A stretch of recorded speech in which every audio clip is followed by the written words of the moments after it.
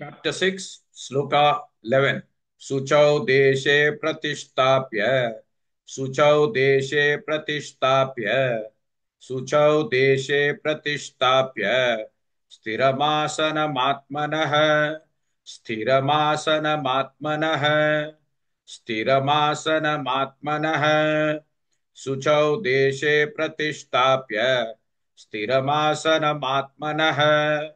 शुचौ देशे प्रतिष्ठाप्य स्थिरमासनमात्मनः शुचौ देशे प्रतिष्ठाप्य स्थिरमासनमात्मनः शुचौ देशे प्रतिष्ठाप्य स्थिरमासनमात्मनः शुचौ देशे प्रतिष्ठाप्य स्थिरमासनमात्मनः नात्युच्छ्रितन्नातिनीचम् नात्युच्छ्रितन्नातिनीचम् नात्युच्छ्रितन्नातिनीचम् चैलाजिनकुशोत्तरम् चैलाजिनकुशोत्तरम् चैलाजिनकुशोत्तरम् नात्युच्छ्रितन्नातिनीचम् चैलाजिनकुशोत्तरम् नात्युच्छ्रितन्नातिनीचम् चैलाजिनकुशोत्तरम् नात्युच्छ्रितन्नातिनीचम्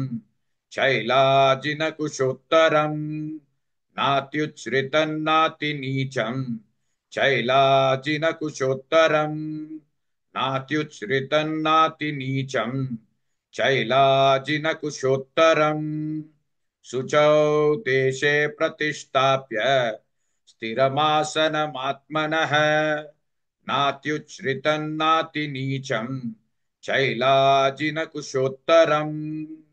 Please like and share this video because you could be instrumental in helping someone around the world recite the Srimad Bhagavad Gita, thereby helping them to have a life of unending opulence, victory and prosperity. This is mentioned in chapter 18, sloka 78. Yes, don't forget to buy my book, Leadership Can Be Child's Play. Namaste.